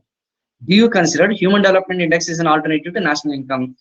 జస్టిఫై యువర్, జాతీయ ఆదాయానికి మానవాభివృద్ధి సూచిక ప్రత్యామ్నాయం అని నువ్వు భావింతువా? మీ జవాబు నిరూపించండి, సమర్థించండి, తెలుపమని చెప్పేసి అన్నాడు. అంటే ఏమని అర్థం అమ్మా? మీ అందరికీ తెలిసిందే కదా, నేషనల్ ఇన్కమ్ అనేది మీ అందరికి తెలిసింది కదా. జనరలైజ్ చేసుకుంటే నేషనల్ ఇన్కమ్ అనేది ఇట్స్ ఓన్లీ క్వాంటిటేటివ్ అంటే తెలుసు కదమ్మా, అది ఓన్లీ పరిమాణాత్మక సంబంధించింది అంతే, అది గుణాత్మక సంబంధించిన అంశం కాదు. ఇట్స్ ఓన్లీ క్వాంటిటేటివ్ రిప్రజెంటేషన్స్ మాత్రమే. అది కూడా షార్ట్ టర్మ్ గా మాత్రమే, స్వల్పకాలికంగా అభివృద్ధి ఏదైతే జరిగిందో దాని గురించి మాత్రమే అంశాలు ఉంటాయి. ఓన్లీ క్వాంటిటేటివ్ మెజర్మెంట్స్ మాత్రమే, లైక్ జీడిపి కానీ, జిఎన్పి కానీ, ఎన్డిపి కానీ, పర్ క్యాపిటల్ ఇన్కమ్ కానీ, ఇవన్నీ కూడా షార్ట్ టర్మ్ గానే ఉంటాయి, లాంగ్ టర్మ్ గా ఉండదు. అది కూడా ఇన్ఫ్లేషన్ అనేది కూడా కన్సిడర్ చేయొచ్చు ఆర్ కన్సిడర్ చేయకపోవచ్చు. Oh yes, it is only related to the growth మాత్రమే, ఓన్లీ వృద్ధికి సంబంధించిన అంశం మాత్రమే. కానీ హెచ్డిఐ ఏదైతే ఉందో, హెచ్డిఐ ఏదైతే మానవాభివృద్ధి వేదిక ఏదైతే ఉందో, లేటెస్ట్ గా 1991 ఓకే, మెహబూబుల్ హక్ అండ్ అమర్త్య సేన్ కలిసి వాళ్ళు ఏం చేశారంటే ఆ మానవాభివృద్ధి నివేదిక అనేది ఏం తీసుకున్నారు, జీడిపి ఏదైతే ఉందో, అంటే జీడిపి అంటే కదమ్మా, ఆ యొక్క నేషనల్ ఇన్కమ్ ఏంటంటే ఒక క్వాంటిటేటివ్, ఒక పరిమాణాత్మక అంశం తీసుకున్నాడు. రెండోది వచ్చేసి ఏం తీసుకున్నారు, లైఫ్ ఎక్స్పెక్టెన్సీ, ఆయు ప్రమాణం అంటాం కదమ్మా, జీవన ఆయు ప్రమాణం. ఇప్పుడు భారతదేశంలో చూసుకుంటే 69 ఏళ్ళు ఉంది. అది కాకుండా ఇకన లిటరసీ రేట్ ఏదైతే ఉందో, అక్షరాస్యత అనే అంశం కూడా తీసుకోవడం జరిగింది. ఇప్పుడు క్వశ్చన్ ఏం అడుగుతున్నానంటే, దీనికంటే జాతీయ ఆదాయానికంటే మానవాభివృద్ధి నివేదిక అనేది మెరుగైనదా కాదా అని చెప్పేసి అడుగుతున్నాడు. మీరు జస్టిఫై చేయండి అంటున్నాడు. ఇప్పుడు మీరు అందరు చెప్పండి, ఇజ్ ఇట్ నేషనల్ ఇన్కమ్ అంటే మన భారతదేశంలో అభివృద్ధి చెందుతుందా లేదా అని చెప్పేసి ఏమంటారు, as an alternative national income, ఒక ప్రత్యామ్నాయంగా మీరు కన్సిడర్ చేస్తున్నారా లేదా? Please tell me, yes or no. అందరూ కూడా మాక్సిమం ఫస్ట్ అసలు మీరు ఎస్ ఆర్ నో అది చెప్పండి నాకు. ముందు దాన్ని జస్టిఫై, నో అంటే మీరు సమర్థించాలి, ఎస్ అంటే కూడా సమర్థించాలి. నో అంటే ఎందుకు కారణాలు చెప్పాలి, ఎస్ అంటే ఎందుకు కారణాలు చెప్పాలి. సార్ ఖచ్చితంగా అందరూ ఎస్ రాయాలని రూల్ లేదమ్మా, ఇక్కడ నో అన్న వాళ్ళు కూడా ఉన్నారు. So if it is yes, how you can justify? అంటే జాతీయ ఆదాయం అనేది మానవాభివృద్ధి సూచికి ప్రత్యామ్నాయం కాకపోతే ఏమని చెప్పుకోవచ్చు, how you can consider it? Please tell మీ. ఎలా చేయొచ్చు అంటే నో అని చెప్పుకోవచ్చు, ఎస్ అని చెప్పుకోవచ్చు. ఇప్పుడు అర్థమైందా క్వశ్చన్ పేపర్ ట్రెండ్స్ అనేది ఎలా అడుగుతున్నాడు అని చెప్పేసి? If I say my point of view చూసుకుంటే, ఒకప్పుడు మనం జీడిపికి ఎక్కువగా ప్రిఫరెన్స్ ఇచ్చే వాళ్ళం, కానీ ఎప్పుడైతే ఈ హెచ్డిఐకి సంబంధించిన ఫిగర్స్ ఏదైతే వస్తున్నాయో, ఓకేనమ్మా, ఈవెన్ మన గవర్నమెంట్ ఆఫ్ ఇండియా కూడా 2000 నుంచి కూడా హెచ్డిఐకి సంబంధించిన ఏదైతే ఫిగర్స్ కూడా స్టేట్ వైజ్ ఫిగర్స్ కూడా వాళ్ళు రిలీజ్ చేయడం జరుగుతుంది. ఓకేనమ్మా. అయితే ఒకప్పుడు మనకి only GDP growth rate per capital income answer consider చేసిన వాళ్ళం. ఇప్పుడు మనం ఏం చేస్తున్నామంటే ఈ యొక్క హెచ్డిఐ అనేది కూడా నాకు తెలిసినంత వరకు ఎస్ అని చెప్తేనేమో ఎలా చెప్పాలి, ప్రోగ్రెసివ్ ఏదైతే ఉన్నాయో పురోగామి అంశాలు ఏదైతే అవి కూడా కన్సిడర్ చేస్తుంది. ఇది కాకుండా ప్రోగ్రెసివ్ చేంజెస్ కూడా కన్సిడర్ చేస్తుంది. ఇది కాకుండా కొన్ని క్వాలిటేటివ్ పరిమాణాత్మకమే కాకుండా గుణాత్మకమైన అంశాలు కూడా కన్సిడర్ చేస్తున్నారు. ఇది కూడా మనం చెప్పుకోవచ్చు. జీడిపి వచ్చేసి ఓన్లీ క్వాంటిటేటివ్ ఉంటుంది, ఇది వచ్చేసి క్వాలిటేటివ్ ఇన్ నేచర్ అనేది ఉంటుంది. అంటే ఇది కేవలం అంటే ఇది ఒక స్టాండర్డ్ ఆఫ్ లివింగ్, ప్రజల యొక్క స్టాండర్డ్ ఆఫ్ లివింగ్ ఏదైతే ఉందో, ఆయుష్ ఏదైతే ఉందో అది కూడా కన్సిడర్ చేస్తుంది. కాబట్టి దీన్ని కూడా ప్రిఫర్ చేయొచ్చు అని కూడా అనొచ్చు. అయితే ఇప్పుడున్న లేటెస్ట్ ట్రెండ్స్ పరంగా చూసుకుంటే నో అని కూడా చెప్పొచ్చు. ఇప్పుడున్న లేటెస్ట్ ట్రెండ్ అంటే ఏంది, ఇప్పుడు కేవలం హెచ్డిఐ అనేదే కాకుండా ఇప్పుడు మనకి లైఫ్ క్వాలిటీ ఆఫ్ ఇండెక్స్ అని చెప్పేసి తెలుసా, ఇండెక్స్లు ఉన్నారు, గుర్తుందా లేదా? Recently we have some indexes rights like innovative index అని చెప్పేసి, వాటర్ క్వాలిటీ ఇండెక్స్ అని చెప్పేసి, ఓకేనా, ఎడ్యుకేషన్ క్వాలిటీ ఇండెక్స్ అని చెప్పేసి రకరకాల ఇండివిజువల్ ఇండెక్స్ కూడా వస్తున్నాయి లేదా, వ్యక్తిగత సూచీలు అనేది వస్తున్నాయి ఇన్నోవేటివ్ ఇండెక్స్. ఐ థింక్ నిన్ననే రీసెంట్ గా ఈవెన్ గ్రీన్ ఇండెక్స్ అని చెప్పేసి, హ్యాపీనెస్ ఇండెక్స్ అని చెప్పేసి వీటిని కూడా కన్సిడర్ చేయొచ్చా లేదా? కేవలం హెచ్డిఐ లిటరసీని ఆధారంగా చేసుకొని, కేవలం ఆయుష్ ప్రమాణం ఆధారంగా చేసుకొని హెచ్డిఐ అనేది కరెక్ట్ కాదు. సో మీ ఇప్పుడు లేటెస్ట్ పరంగా చూసుకుంటే ఈ యొక్క లైఫ్ ఏమంటారు, ఇందాక మనం చెప్పుకున్నట్టు కదా, వాటర్ క్వాలిటీ ఇండెక్స్, లేకుంటే ఇన్నోవేటివ్ ఇండెక్స్, లేదంటే is of doing business index, ఓకేనమ్మా. సో పవర్టీ రిమూవల్ కి సంబంధించిన మనం ఏ స్థానంలో ఉన్నాము, ఓకేనమ్మా. సో క్యాపిటల్ ఇండెక్స్ ఇవి కూడా ఉన్నాయి కదా, మూలధన ఇండెక్స్ అని చెప్పేసి రీసెంట్ గా సెప్టెంబర్ లో కొన్ని ఇండెక్స్ రిలీజ్ అయ్యాయి. అవి కూడా చాలా కీ రోల్ ప్లే చేస్తున్నాయా లేదా? లేటెస్ట్ అమ్మా. ఒకవేళ అదే క్వశ్చన్ 2020లో అడిగితే మాత్రం నో అనే చెప్తాను, అదే 2011లో అడిగితే మాత్రం ఎస్ అని చెప్పొచ్చు. Are you accepting or willing to accept this thing or not? అందరు కూడా దీన్ని ఒప్పుకుంటారా లేదా? గ్రూప్ 1 పాయింట్ ఆఫ్ లో రాయాలనుకుంటే అప్పట్లో ఆ టైంలో అది కరెక్ట్ అయింది వచ్చేమో, కానీ ఇప్పట్లో ఆఖరికి మనకి నీతి ఆయోగ్ అనేవాడు కూడా 3 ఇండెక్స్లు రిలీజ్ చేస్తున్నాడు, తెలుసు కదమ్మా. Is releasing water quality index అని చెప్పేసి రిలీజ్ చేస్తున్నాడు. అండ్ ఓకేనమ్మా, is also releasing this innovative index అనేది రిలీజ్ చేస్తున్నాడు. సో ఇలా కొత్త కొత్తగా ఆవిష్కరణ అనేది కూడా అయినాయి. సో ఇండివిజువల్ గా కూడా చూసుకుంటే కొన్ని కొత్త కొత్త సూచనలు కూడా వచ్చాయి, కానీ కేవలం హెచ్డిఐ మీద ఆధారపడడం అనేది కూడా కరెక్ట్ కాదు. సో ఒక దేశ అభివృద్ధి అనేది కేవలము ఆ యొక్క అక్షరాస్యత కానీ ఆ యొక్క జీవన ఆయు ప్రమాణం అనేది అందాగా తీసుకొని చేయడం అనేది కరెక్ట్ కాదు. So those who want justify no, please ఇలాంటివన్నీ కూడా రాయాలన్నమాట. Those who want justify yes, పాత పద్ధతులు అంటే మీరు అప్డేట్ అవుతున్నారా లేదా అనేది వాడికి ఒక క్లారిటీ రావాలి. Are getting? పాత వాళ్ళందరికీ కూడా అర్థమవుతుందమ్మా. ఒక క్వశ్చన్ తీసుకున్నప్పుడు మనం దాన్ని ఎలా ఆలోచించాలనేది, దాని ఆలోచనాత్మక విధానం అనేది ఎలా ఉండాలనేది. సి ఇప్పుడు ఎవరైతే ఎస్ అయితే చెప్పారో, those who have said yes, see నేను నో అని చెప్పి ఇలా జస్టిఫై చేస్తున్నాను. Those who have said no, I can say justify with those are quantitative nature, these are qualitative nature. అదేమో ఓన్లీ ఏమంటారు ఫ్యాక్ట్స్ ఫిగర్స్ తీసుకుంటుంది, ఇది వచ్చేసి ప్రోగ్రెసివ్ తీసుకుంటుంది, లైఫ్ ఎక్స్పెక్టెన్సీ తీసుకుంటుంది, జీవన స్టాండర్డ్ ఆఫ్ లివింగ్ తీసుకుంటుంది, లిటరసీ రేట్ తీసుకుంటుంది. ఇలా అన్ని కూడా అంశాలు కలిసి అని కూడా చెప్పడం జరుగుతుంది అనమాట. ఓకేనమ్మా. Yes, full analysis and concept మాత్రమే రాయాలి. సో ఇండివిజువల్ గా అనేది రాయకపోయినా పర్లేదు, మన దగ్గర డాటా లేకపోయినా పర్లేదు, ఆ యొక్క ఇది కూడా లేకపోయినా పర్లేదు, కానీ ఏమేమి ఇండిసెస్ ఉన్నాయి, ఏమేమి సూచీలు ఉన్నాయి అనేది కూడా ఒక క్లారిటీ అనేది ఉండాలి. అందుకే సూచీలు చదవండి, సూచీలు చదవండి, సూచీలు చదవండి అంటే డైరెక్ట్ గా మీకు ఎగ్జామ్ పాయింట్ ఆఫ్ అడగకపోయినా కానీ, ఇప్పుడు చూసారా, మనం నిజం చెప్పాలంటే మన ఆర్థిక వ్యవస్థను కానీ, భారతదేశ ఆర్థిక వ్యవస్థ కానీ, ప్రపంచ ఆర్థిక వ్యవస్థ కానీ మొత్తం ఇన్ఫ్లుయెన్స్ అయ్యి దీని వల్ల తెలుసా, హిస్టరీ వల్ల ఇన్ఫ్లుయెన్స్ అవ్వట్లేదమ్మా, ఓన్లీ సూచీల వల్ల ఇన్ఫ్లుయెన్స్ అవుతుంది తెలుసా. ఈవెన్ ఫారెన్ ఎఫ్డిఐస్ కి సంబంధించిన సూచి కూడా ఒకటి ఉంది తెలుసా. అత్యధికంగా ఎఫ్డీలు ఆకర్షిస్తున్న దేశంగా మనకి ఈ సూచీలు కూడా ఉన్నాయి. ఓకేనమ్మా. ఏఏ ప్లస్ బీబీ మైనస్ అని చెప్పేసి మనకి కొన్ని బీబీబీ మైనస్ అని చెప్పేసి కొన్ని సూచనలు ఉన్నాయి, అది కూడా ఇందులో మింగిల్ చేసి రాసుకోవచ్చు అనమాట, ఇంక్లూడ్ చేసుకోవాలి. అలా కాంప్రహెన్సివ్ ఐడియాని తెచ్చుకోవాలి. సో ఆ టైంలో maybe the question is yes, but ఈ టైంలో మాత్రం నేనైతే నో అనే చెప్తాను. Standard and poor and Fitch standard poor. Thank you Swapna గారు. స్టాండర్డ్ అండ్ పూర్ కి సంబంధించిన సూచీలు అలా చాలా ఇన్ఫ్లుయెన్స్ చేస్తున్నాయి అమ్మా ఈ రోజుల్లో. కేవలం హెచ్డి అనేది 1990లో మాత్రమే, బిఫోర్ సోషలిస్టిక్ ఏదైతే ఉన్నాయో ఆ టైంలో అది సూటబుల్ అయింది. కానీ ఇప్పుడు పూర్తిగా గవర్నమెంట్ అనేది కంప్లీట్ క్యాపిటలిస్టిక్ మారిపోయింది. డిస్ఇన్వెస్ట్మెంట్ ఎంకరేజ్ చేస్తుంది, క్యాపిటలిజం ఎంకరేజ్ చేస్తుంది, ఫారెన్ ట్రేడ్ అనేది ఎక్కువ ఇన్ఫ్లుయెన్స్ చేస్తుంది. కాబట్టి ఇది కేవలం హ్యూమన్ డెవలప్మెంట్ ఇండెక్స్ అనేది కరెక్ట్ కాదని నా అభిప్రాయం. ఓకేనమ్మా, హోప్ యూ అండర్స్టూడ్. ఆ టైంలో అది కరెక్ట్ అయ్యిండొచ్చేమో, బట్ ఈ టైంలో మాత్రం ఇలా నేను జస్టిఫై చేస్తున్నాను. మరి మీరు ఎలా ఎస్ అనేది జస్టిఫై చేస్తారని మీరు చెప్పండి అమ్మా. Now if those who are I said నేను ఎవరికి సపోర్ట్ చేశానంటే ఇక్కడ ఉన్న వాళ్ళకి నో అనే వాళ్ళకి సపోర్ట్ చేశాను, ఎస్ అన్న వాళ్ళకి మీరు ఎలా సపోర్ట్ చేస్తారు చెప్పండి. If you say that it is yes, then how you can support. చూసావా, రెండు కూడా ఆన్సర్ రాసేటప్పుడు ఎక్కడ కూడా ప్రొడక్టివ్ గానే ఉండాలి, కానీ నెగిటివిటీ అనేది ఉండకూడదు. మీరు ఏం రాసినా కానీ సమర్థించినా కానీ వాడు ఎగ్జామినర్ అనే వాడికి వాడు నువ్వు రాసేటప్పుడు అరే వీడు ఇంత నాలెడ్జ్డ్ పర్సనా, ఇంత కాంప్రహెన్సివ్ థాట్స్ ఉన్నాయా వీళ్ళకి అనేటట్టుగానే నువ్వు రిప్రజెంట్ చేయాలి. కానీ నీ సొంత థాట్స్ అనేది వాడి విరుద్ధం అనుకో, వాడికి అర్థమైపోతుంది. నువ్వు ఆ ఆన్సర్ రైటింగ్ రాసేటప్పుడు ఇంట్రడక్షన్ పార్ట్ లోనే అర్థమైపోతుంది అనమాట. నువ్వు ఏంటి, నీ స్టాండర్డ్ ఆఫ్ థింకింగ్ ఏంటి, నీ స్టాండ్ ఆఫ్ మైండ్ సెట్ ఏంటి అనేది ఆ టైంలోనే వాడికి ఈజీగా అర్థమైపోతుంది. Clear everyone? ఎస్, అందరికి ఒక క్లారిటీ వచ్చిందమ్మా. I think you people are understanding how the group 1 and group 2. ఇప్పటివరకు నేను ఓన్లీ గ్రూప్ 2 పాయింట్ ఆఫ్ లో ఆబ్జెక్టివ్ చెప్పాను అని అనుకున్నారు, కానీ so these are the things which we have to consider. ఇక్కడ ఏమి ఉండదు, ఫ్యాక్చువల్ డేటా ఉండదు, ఏమి ఉండదు. సో నేనేంటంటే నా పరంగా నేను జస్టిఫై చేశాను. Those are saying yes, please justify your answer. Can you write in 250 words, 250 words లో కానీ, ఆ యొక్క 150 వర్డ్స్ లో కానీ, 200 వర్డ్స్ లో ఎన్ని వర్డ్స్ అనేది ముఖ్యం కాదమ్మా. మనం ఇచ్చిన రిప్రజెంటేషన్ అనేది కరెక్ట్ గా వాడికి బుల్లెట్ పాయింట్ దిగుతుందా లేదా అనేది చూసుకోవాలి. Okay, I have said no, కానీ ఎలా నో అని చెప్పాను, దీనికంటే బెటర్ గా ఇండిసెస్ ఉన్నాయి, దీనికంటే బెటర్ గా ఉన్నాయని మాత్రమే చెప్పాను, కానీ ఇది కరెక్ట్ కాదని చెప్పలేదు. మేబీ ఇది అవుట్డేటెడ్ అని చెప్పేసి అన్నానే కానీ, పురాతనమైంది అన్నానే కానీ ఇది కాదు అని చెప్పలేదు. సో ఆ టైంలో stand of living basis HD correct, ఈ టైంలో చూసుకుంటే అది కరెక్ట్ కాదని చెప్పేసి మనం దాని కంక్లూజన్ అనేది ఇచ్చేయచ్చు. అందరికి అర్థమైందా?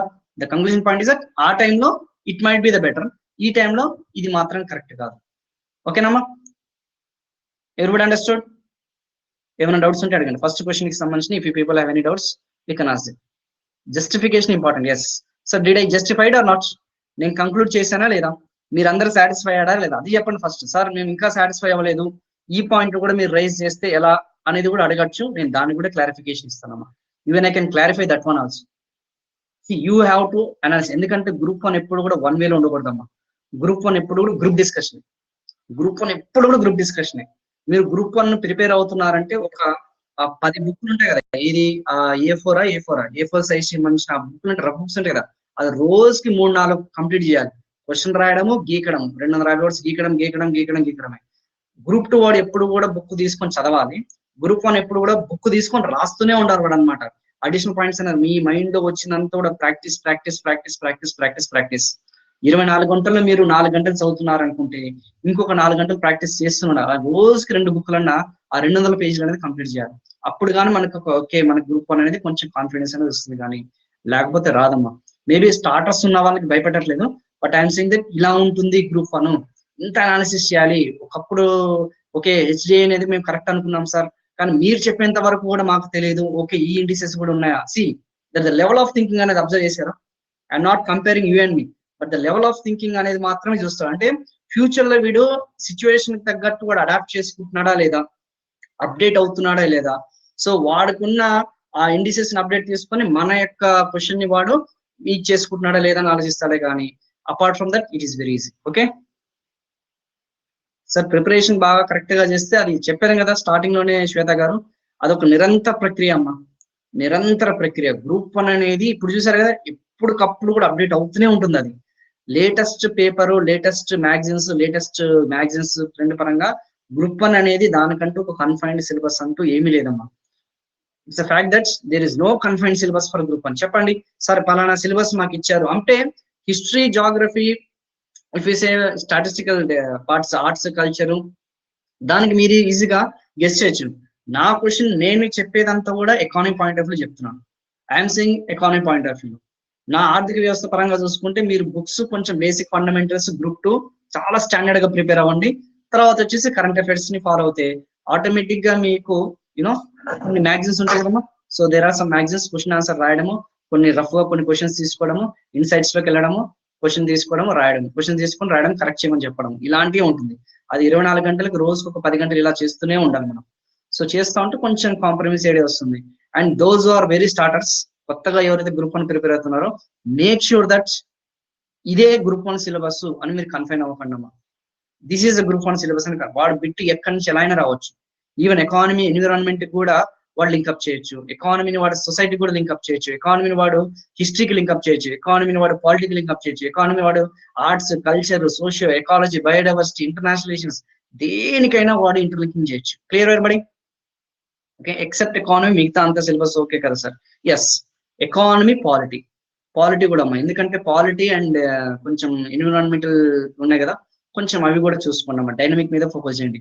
ఎక్కడైతే గ్రూప్ 1 ఎక్కడైతే ఎకానమీ పాలిటీ ఉంటుందో 80% యూ ప్లీజ్ కాన్సన్ట్రేట్ డైనమిక్, మిగతా 20% అంతా కూడా స్టాటిక్. చూడండి ఇప్పుడు అదే economy critically exam in the performance of 10th year 5-year plan అని చెప్పేసి అన్నాడు.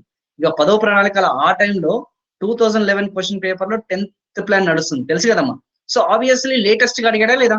ఏ 5th plan, 6th plan, 7th plan, 8th plan గురించి అడిగాడా? 10th ప్లాన్ గురించి అడిగాడా? డైరెక్ట్ గా 10th ప్లాన్ గురించి అడిగాడు. చూసారా, ఆ టైంలో ఉన్న కంటెంపరీ టాపిక్ ని తీసుకున్నాడే కానీ కొత్తగా టాపిక్, పాత టాపిక్లు తీసుకోలేదు కదా. అప్పుడు కూడా వాడు కంటెంపరీ దాని మీదనే వాడు ఎక్కువగా ఫోకస్ చేశాడు. చూసారా, ఎవడు ఎక్స్పెక్ట్ కూడా చేయడు అరే 10th ప్లాన్ గురించి వివరించండి అని చెప్పేసి. అర్థమవుతుందా? అర్థం కావట్లేదా? సెలక్షన్ ఆఫ్ క్వశ్చన్స్ బట్టి మార్క్స్ ఉంటాయా సార్? ఓన్లీ జస్టిఫికేషన్ అయినప్ప సెలక్షన్ ఆఫ్ క్వశ్చన్ బట్టి ఏముండదమ్మా. వాడు 6 అని ఇచ్చాడు కాబట్టి నీకు తెలిసిన దాని గురించే రాయండి అంటున్నాడు కానీ నువ్వు సెలక్షన్ ఆఫ్ క్వశ్చన్ బట్టి ఉండదు. ఎందుకంటే చెప్పాను కదా స్టార్టింగ్ లోని స్వప్న గారు, నీకు క్వశ్చన్ టఫ్ ఉంది కదా అని చెప్పేసి పక్కన కూడా అది టఫ్ అనేది లేదు. నీకు ఒక క్వశ్చన్ ఈజీ ఉన్నప్పుడు వాడికి టఫ్ అయి ఉండొచ్చు, వాడికి ఈజీ ఉన్నప్పుడు నీకు టఫ్ అయి ఉండొచ్చు. So how can the examiner says that ఇది టఫ్, ఇది అని చెప్పేసి he can't justify it. So ఎందుకంటే వాడు ఆ టాపిక్ మీద బాగా చదివి ఉంటాడేమో 10th 5-year ప్లాన్ మీద, మీకు 10th 5-year ప్లాన్ మీద వీక్ గా ఉన్నావేమో, అందుకే నువ్వు అది రాయలేము. You can go with the second question మీద వెళ్ళొచ్చేమో. అర్థమవుతుందా everyone? So there is no tough question, ఇవ్వడమే అన్ని tough questions. If I'm not wrong, the questions itself are tough, everything is tough. ఎక్కడి నుంచి బిట్ ఎలా వస్తుంది అనేది ఎవడు కూడా గెస్ చేయలేడు అనమాట. ఎస్, ఎనీ డౌట్స్ ఇంకా? ఎస్, బైఫర్కేషన్ అయితే లేటెస్ట్ ట్రెండ్స్ ఏ తీసుకుంటున్నాడమ్మా. ఏ రీజనల్ టాపిక్స్ అనేది తెలియదమ్మా. రీజనల్ టాపిక్స్ అనేది నేను ఒకసారి అప్డేట్ చేస్తాను. Please ask me related to only Indian economy. అవి కావాలంటే రీజనల్ టాపిక్స్ మళ్ళీ మనం వెళ్దాం, అది చాలా పెద్ద ఇదనమాట. అంటే ఒక క్వశ్చన్ ని మేము తీసుకొని అనాలిసిస్ చేశానమ్మా ఎలా ఉంటుందని చెప్పేసి. For example if I take with second question, అది కూడా తీసుకుందాం. Explain the importance sectorial changes in the post independence Indian economy with respect to income and work force. So ఆ యొక్క వర్క్ ఫోర్స్ ఏదైనా శ్రామిక శక్తి మరియు ఆ యొక్క ఆదాయాన్ని బట్టి ఒక పోస్ట్ ఇండిపెండెన్స్ స్వాతంత్రానంతరం మనకి ఎలాంటి మార్పులు చేర్పులు వచ్చాయని అడుగుతున్నాడు. దీని గురించి మీకు అర్థం అవ్వాలంటే మీకు అసలు మన ఇండియాకి సంబంధించిన అగ్రికల్చర్ సెక్టార్ గురించి ఐడియా ఉండాలి, ఇండస్ట్రియల్ సెక్టార్ గురించి ఐడియా ఉండాలి, సర్వీస్ సెక్టార్ గురించి ఐడియా ఉండాలి. ఒప్పుకుంటారా లేదా? వర్క్ ఫోర్స్ అన్నాము, వాడు అక్కడ చూడండి వర్క్ ఫోర్స్ అన్నాడు, ఇన్కమ్ అన్నాడు. ఈ రెండింటిని కూడా మీరు మేనేజ్ చేయాలి, రెండింటిని కూడా బ్యాలెన్స్ చేసి మీరు ఆన్సర్ అనేది చేయాలి. So can anybody justify this answer? ఎలా రాయొచ్చు సార్, ఎలా రాయాలనేది ఐ మీన్ నా పాయింట్ ఆఫ్ వ్యూ నేను చెప్తాను. నేను చెప్పిందే కరెక్ట్ అని నేను చెప్పట్లేదు, but I will justify with my point of వ్యూలో నేను జస్టిఫై చేయగలుగుతాను. See what I take is, నేనేం చేస్తానంటే if I'm writing this answer, work force నేనైతే టాపిక్ మీద మాత్రం డివైడ్ అవ్వనమ్మా. ఆ వర్క్ ఫోర్స్ ఇన్కమ్ ని ఆధారంగా చేసుకుని నాకు కొన్ని స్టాటిస్టికల్ డాటా అనేది మైండ్ లో ఉంది. For example if I say agriculture, వ్యవసాయ రంగంలో చూసుకుంటే 1950s లో పోస్ట్ ఇండిపెండెన్స్ చూసుకుంటే ఆల్మోస్ట్ ఎంత శాతం ఉందమ్మా? 75% నుంచి 85% they are dependent on agriculture sector. అదే నేను ఇఫ్ ఐ సే విత్ 2020 పరంగా చూసుకుంటే ఆల్మోస్ట్ 50 నుంచి 60% వర్క్ ఫోర్స్ అని దేని మీద డిపెండ్ అయ్యారు? అగ్రికల్చర్ మీద డిపెండ్ అయ్యారు. If I go with industrial sector, పారిశ్రామిక రంగం అనేది చూసుకుంటే అప్పట్లో ఎంత ఉండేది? 10% ఉండేది. అప్పట్లో వర్క్ ఫోర్స్ అనేది కూడా ఇట్ వాజ్ అరౌండ్ 15% ఉండేది. సరే, ఇప్పట్లో ఇండస్ట్రియల్ సెక్టర్ అనేది ఎంత ఉందమ్మా? ఇప్పట్లో ఇండస్ట్రియల్ సెక్టర్ వచ్చేసి 23% ఉంది. అప్పట్లో సర్వీస్ సెక్టర్ వచ్చేసి ఇట్ వాజ్ అరౌండ్ 10%. ఇప్పట్లో వచ్చే సర్వీస్ సెక్టర్ వచ్చేసి ఆల్మోస్ట్ ఎంత ఉన్నారు? 17%. వర్క్ ఫోర్స్ వచ్చేసి it was around 17%. Will people accepted or not? 1950లో అమ్మ గుర్తుపెట్టుకోండి, 1950లో చూసుకుంటే ఓన్లీ ఇన్కమ్ పక్కన పెట్టండి, I'm not talking about the income. Income గురించి మాట్లాడు, ఓన్లీ వర్క్ ఫోర్స్ గురించి మాట్లాడితే నా మైండ్ లో కొన్ని స్టాటిస్టికల్ డాటా ఉంది. ఏంటది? అప్పట్లో 75 నుంచి 80%. సార్ కరెక్ట్ ఎగ్జాక్ట్ 75 గుర్తుపెట్టుకోవాలా, ఎగ్జాక్ట్ 80 గుర్తుపెట్టుకోవాలని ఏం లేదమ్మా. జస్ట్ అలా రఫ్ గా వేసేయండి. ఇగో ఈ బొమ్మ వేసేయండి చాలు. ఆ బొమ్మ కనపడంగానే వాడికి అర్థమైపోతుంది, ఓకే వీడికి ఇంత ఏ సెక్టార్ లో ఎంత వర్క్ ఫోర్స్ ఐడియా ఉందని చెప్పేసి వీటికి ఐడియా ఉంటుంది. ఇది నేను స్పెషల్ క్లాస్ లో ఎన్నిసార్లు చెప్పాను తెలుసా? ఒకప్పుడు ఆర్థిక వ్యవస్థ వేరు, ఇప్పుడు ఆర్థిక వ్యవస్థ అని చెప్పేసి. సో వర్క్ ఫోర్స్, శ్రామిక శక్తి ఒకప్పుడు వ్యవసాయ రంగం మీద ఆధారపడే వాళ్ళు 80% మంది ఉన్నారు. పారిశ్రామిక రంగం మీద ఆధారపడే వాళ్ళు 10% ఉన్నారు. సేవా రంగం మీద ఆధారపడే వాళ్ళు 10% మంది ఉన్నారు. కానీ 2020లో చూసుకుంటే అదే వ్యవసాయ రంగం మీద ఆధారపడే వాళ్ళు 55 to 60 రాయండి, లేదా 50 to 55 రాయండి, మీ ఇష్టం. ఇది కూడా అంటే 23 to 25 రాసుకోండి. సర్వీస్ సెక్టర్ కూడా అంతే 17 to 20% రాసుకోండి. ఎవడు అడిగేవాడలేదు, ఎవడు కూడా వాడేం చెక్ చేయడు కదా డాటా అంతా. కానీ ఎగ్జాక్ట్ డాటా అనేది 2018-19 పరంగా చూసుకుంటే రిలయబుల్ డాటా అనేది అంతా కూడా. అయితే ఇది వర్క్ ఫోర్స్ అయిపోయింది. ఇప్పుడు నువ్వు సపరేట్ ఇంకో బిట్ వేసుకో, ఇన్కమ్ అని తీసుకో. ఇన్కమ్ పరంగా చూసుకుంటే ఒకప్పుడు అగ్రికల్చర్ సెక్టార్ నుంచి చూసుకుంటే 1950 1950లో చూసుకుంటే వ్యవసాయ రంగం నుంచి మనకి 55 నుంచి 60% వరకు కూడా ఇన్కమ్ అనేది వచ్చేది. ఇండస్ట్రియల్ సెక్టార్ నుంచి చూసుకుంటే, పారిశ్రామిక రంగాన్ని చూసుకుంటే 20% వచ్చేది. అదే సర్వీస్ సెక్టార్ నుంచి చూసుకుంటే ఇన్కమ్ అనేది అది కూడా అంతే, దగ్గర దగ్గర 20% వచ్చేది. కానీ 2020లో అబ్జర్వ్ చేస్తే జీడిపికి కంట్రిబ్యూషన్ ఏదైతే ఉందో, ఇప్పుడు వ్యవసాయ రంగానికి 17% ఉంది, ఇండస్ట్రియల్ సెక్టార్ కి 23% ఉంది, సర్వీస్ సెక్టార్ కి 55% ఉంది. ఒప్పుకుంటారా లేదా? Will everybody accept it or not? Income, మన దేశ జీడిపి కంట్రిబ్యూషన్, మన భారతదేశానికి సంబంధించిన జీడిపి ఏదైతే ఉందో, ఓకే, జీడిపిలో వాటా, ఓకేనమ్మా, వ్యవసాయ రంగానికి సంబంధించిన వాటా 17% ఏమో. కాబట్టి చెక్ చేసుకోండి, 2020లో చూసుకున్నా, 2019 లేటెస్ట్ డేటా తీసుకున్నా కానీ 17 to 18% ఉంటుంది. ఇది 23 to 25% ఉంటుంది. 55 to 60% జీడిపి కంట్రిబ్యూషన్ ఉంటుంది. ఈ ఫిగర్స్ మీ అందరికి తెలుసా లేదా అసలు? ఫస్ట్ ఆఫ్ ఆల్ సి, మీకు కొంతమందికి ఇది టఫ్ అయి ఉండొచ్చు. ఎందుకు టఫ్ అవుతుంది? Why? Because you don't have any statistical figures. Sir మొత్తంగా కూడా డైనమిక్ మీదనే డిపెండ్ అవ్వాలంటే చూడండి, ఒకప్పుడు నీకు పాత ఫిగర్లు కూడా కన్సిడర్ చేసి కూడా క్వశ్చన్ అడిగాడు చూసారా? హీ హాజ్ ఆస్క్డ్ కంపేర్ అన్నాడు చూసారా? వర్క్ ఫోర్స్ లోనేమో మనం కంపారిజన్ చేయాలి, ఇక్కడ ఇన్కమ్ పరంగా చూసుకున్నా కానీ మీరు కంపారిజన్ చేయాలి. దీని రెండు ఫిగర్లు బట్టి నీకు ఏమర్థమని చెప్పండి. What you understood? Explain the importance. చెప్పండమ్మా, వాట్ యు అండర్స్టూడ్? ఏం కంక్లూడ్ చేశారు చెప్పండమ్మా. తెలుగు మీడియం వాళ్ళ క్వశ్చన్ ఇదిగో ఇక్కడే ఉంది, తెలుగు మీడియం వాళ్ళకి. ఎస్, స్వాతంత్రం తర్వాత కాలం భారతదేశం ఆదాయం మరియు కార్మికులకు సంబంధించి ప్రధాన రంగంలో వచ్చిన మార్పులు వివరించండి. మార్పులు వచ్చాయా లేదా? I will say what are the changes. ఇక్కడ చూడండి క్లియర్ గా మార్పులు ఏం చూద్దాం. ఒకప్పుడు వ్యవసాయ రంగం మీద ఆధారపడే వాళ్ళు 75 నుంచి 80% మంది ఉన్నారు, ఓకేనా. ఇప్పుడేమో 55 నుంచి 60% మంది డిపెండ్ అవుతున్నారు. ఒకప్పుడు 75 నుంచి 50% మంది వ్యవసాయ రంగం మీద ఆధారపడ్డా వాళ్ళకు వచ్చే ఆదాయం వచ్చేసి 55 నుంచి 60 రూపాయలు ఉండేది. అంటే 75 to 80% లేబర్ ఫోర్స్ అనేది agriculture, what their contribution 55 to 60. కానీ ఇప్పుడు వచ్చేసి వాళ్ళది వచ్చేసి 55 to 60% అగ్రికల్చర్ మీద డిపెండ్ అవుతున్నారు, కానీ వాళ్ళకి వచ్చే ఆదాయం అనేది 17 to 18%. దీన్ని బట్టి ఏమర్థం అవుతుందంటే వాట్ యు కెన్ జస్టిఫై, ఆదాయ అసమానతలు అనేది ఎక్కువైపోయాయి. ఎలా సార్ ఆదాయ అసమానతలు ఎక్కువైపోతున్నాయి అంటే, ఒకప్పుడు చూడండి అమ్మా, ఒకప్పుడు 10 నుంచి 15% మంది సర్వీస్ సేవా రంగం మీద డిపెండ్ అయిన వాళ్ళు ఇప్పుడు ఏమవుతున్నారు, 20% మంది సారీ ఒకప్పుడు 10% మంది సేవా రంగం మీద డిపెండ్ అయ్యే వాళ్ళు ఇప్పుడు 17% డిపెండ్ అవుతున్నారు. కానీ ఈ యొక్క చేంజెస్ ఆదాయంలో కూడా అంతే 10% చేంజ్ అవ్వలేదమ్మా. ఆదాయంలో ఎంత వ్యత్యాసాలు ఉన్నాయి? ఒకప్పుడు 20% ఉండేది, ఇప్పుడు 60% వరకు ఆదాయ వ్యత్యాసాలు. అంటే సర్వీస్ సెక్టర్ లో చాలా పెను మార్పులు సృష్టించడం వల్ల, డ్రాస్టికల్ చేంజెస్ రావడం వల్ల ఇక్కడ వ్యవసాయ రంగంలో ఏమో ఆదాయ స్థాయిని తగ్గిపోయింది, ఇక్కడ సేవా రంగంలో ఏమో ఆదాయ స్థాయిని తగ్గిపోయింది. సో ఆదాయ స్థాయి అనేది పెరిగింది, ఇక్కడ ఆదాయ స్థాయి తగ్గిపోయింది. ఇన్ఈక్వాలిటీస్ అనమాట. ఇక్కడేమో 55 మంది ఏమో 17 రూపాయలు సంపాదిస్తున్నారు, ఇక్కడ 20 మంది ఏమో 55 రూపాయలు సంపాదిస్తున్నారు. కానీ దీన్ని బట్టి మీకు ఏమర్థమైందమ్మా? What you can interpret, what you can justify? దీని వల్ల ఆ ఇన్ఈక్వాలిటీస్ యొక్క గ్యాప్ అనేది బ్రాడనింగ్ అవుతూ వచ్చింది. ఆ యొక్క ఆదాయ అసమానతల యొక్క ఆంతరం ఏదైతే ఉందో, ఓకేనమ్మా, ఆ యొక్క ఆంతరం అనేది పెరుగుతూ వచ్చిందే కానీ తగ్గుతూ రాలేదని చెప్పేసి you can justify your answer. Clear అయినబడి అప్పటికిప్పటికి. కానీ కొంచెం డిఫరెన్స్ ఏంటంటే అప్పట్లో work force 23 work force industrial sector లో చూసుకుంటే 10% నుంచి 23% ఉంది. ఇండస్ట్రియల్ సెక్టర్ లో చూసుకుంటే అప్పట్లో 20% నుంచి 23%. పారిశ్రామిక రంగంలో పెద్దగా పెను మార్పులు అంటూ ఏమీ లేవు మనకి. అందుకే ఇప్పుడు మోడీ వచ్చేసి make in India, made in India, stand up India, export India లాంటి ఎందుకు పథకాలు ఇంట్రొడ్యూస్ చేశారంటే ఇందుకే అని చెప్పేసి అక్కడితో మనం కంక్లూడ్ చేసేస్తే అయిపోతుంది. Clear everyone? సో ఒక క్వశ్చన్ తీసుకున్న తర్వాత ఇలా అనాలిసిస్ చేయాలమ్మా. కొన్నిటికేమో డాటా ఫిగర్స్ అనేది అవసరం ఉంటుంది, కొన్నిటికేమో అనాలిసిస్ అనేది అవసరం ఉంటుంది. ఇప్పుడు చూడండి, ఇప్పుడు నేను చెప్పిన ఫస్ట్ క్వశ్చన్ అంతా కూడా కంటెంపరీ ఇష్యూ, దానికి డాటా అవసరం లేదు, ఏం అవసరం లేదు. కానీ సెకండ్ క్వశ్చన్ అంతా కూడా డాటా అనేది మీ దగ్గర ఉండాలి. ఒప్పుకుంటారా లేదా? సెకండ్ క్వశ్చన్ కి ఫస్ట్ క్వశ్చన్ కి అర్థమైందా? ఎవడైతే బట్టి కొడుతున్నాడో, ఎవరికైతే మెమరీ అనేది ఎవరికైతే ఎక్కువ ఉందో వాడు సెకండ్ క్వశ్చన్ చూస్ చేసుకుంటాడు.